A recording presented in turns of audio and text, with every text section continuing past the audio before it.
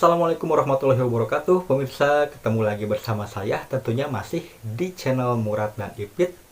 Dan untuk kali ini saya akan membawakan sebuah cerita yang mana cerita ini diceritakan kembali ya, soalnya nih dari teman saya.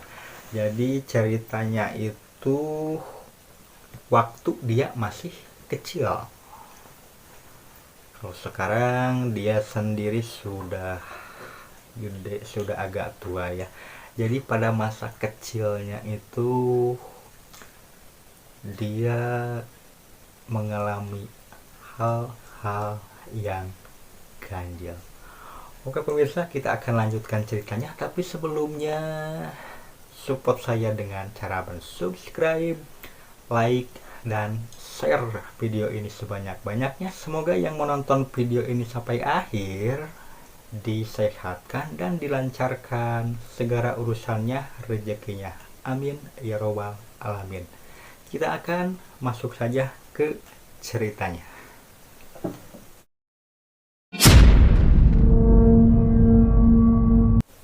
Oke pemirsa, jadi ceritanya ini diawali dari mana ya? Soalnya saya sudah lupa ingat begitu ya. Jadi pada waktu itu dia pada masa kecilnya tinggal bersama neneknya. Dan rumah neneknya itu semacam rumah panggung, rumah yang enggak di tembok gitu ya. Jadi dia tuh terpisah dengan orang tuanya dan tinggal bersama kakek neneknya. Nah pada suatu malam, ini cerita ini dia pada waktu masih kecil, pada sekitar usia 8 sampai 9 tahunan lah. Jadi pada saat itu dia belum tahu pasti apa itu kejanggalan, apa ya, belum bisalah menentukan mana yang benar dan mana yang salah. Oke, jadi ceritanya begini ya. Pada suatu malam ketika itu, sebut saja nama samarannya adalah Denny. Denny memasuki kamar, dia satu kamar dengan neneknya. Seperti biasa, sebelum dia tidur, dia melakukan doa dulu dan dia pun terlelap. Pada tengah malam, Dendi pun terbangun.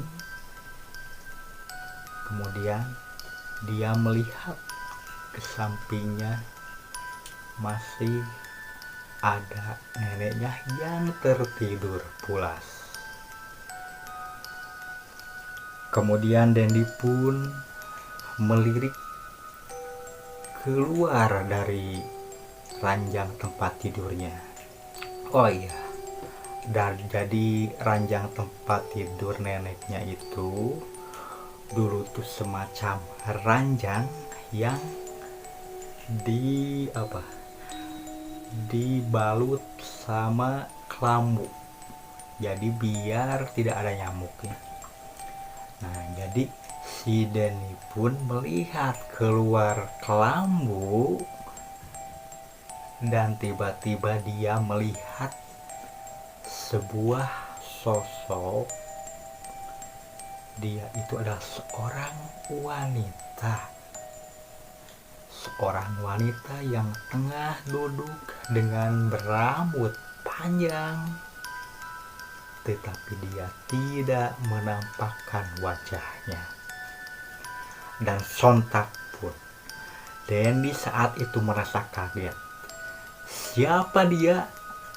Siapa orang itu? siapa yang tengah duduk di luar tempat tidurnya. Padahal dia tahu sendiri setiap malam Dendi pun tidur hanya dengan neneknya. Sedangkan kakeknya ada di kamar sebelahnya. Dendi tidak banyak bicara. Dia pun merasa agak sedikit takut. Kemudian dia memejamkan lagi matanya dan mencoba untuk tidur.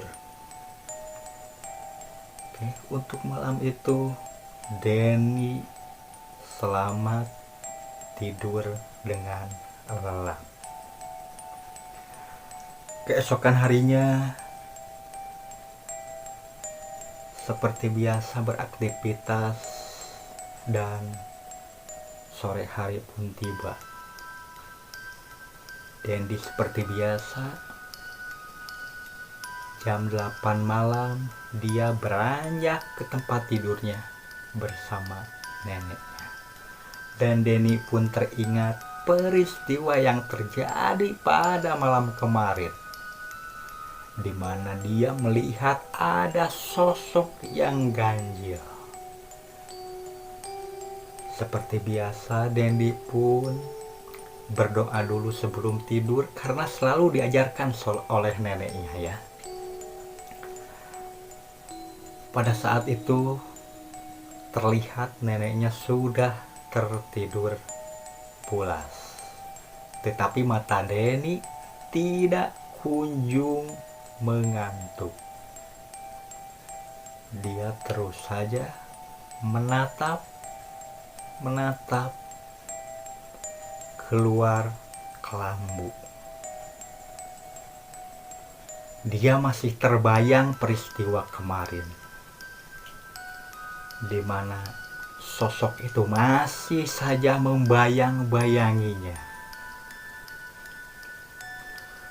Dia menunggu, terus menatap, tetapi tidak ada terjadi sesuatu. Kemudian Denny pun melanjutkan memejamkan matanya. Dalam keadaan tidak sadar, dengan mata tertutup, Denny mendengar sesuatu. Dia mendengarkan suara cekikikan, suara tertawa seorang wanita, yang mana suara itu sangat asing sekali bagi Denny. Sontak Denny menjadi kaget. Dia menengok, dia membelalakan matanya, dia menatap ke luar kelambu, dan dia menjumpai lagi sosok itu adalah sosok seorang wanita dengan rambut panjang mengurai. Denny terkejut dan Denny merasa ketakutan. Dia pun menggoyang-goyangkan neneknya yang sedang tertidur lelap. Tetapi semakin dia mengguncangkan neneknya, semakin tertidur pulas neneknya. Jadi apa sosok itu? Sosok wanita berambut panjang. Kemudian dia tersenyum terkekeh-kekeh. Denny pun merasa ketakutan dan dia memejamkan matanya kembali. Dia mencoba untuk tidur kembali, sama seperti hari kemarin. Begitulah hari-hari dilewati oleh Denny hampir tiap malam dia melihat sosok wanita yang berambut panjang yang tanpa sekalipun dia melihat atau memperlihatkan wajah ke arah dia, hanya terlihat uraian dari rambutnya yang panjang dan suara yang terkekeh-kekeh itu. Dan Denny pun tidak berani untuk bercerita apa-apa ke nenek dan kakeknya.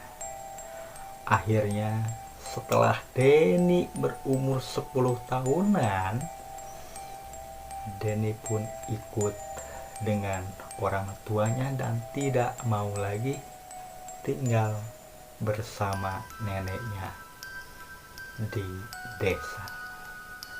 Oke, mungkin begitu saja ceritanya, dan terima kasih sudah menonton. Jangan lupa untuk subscribe, like, dan komentarnya.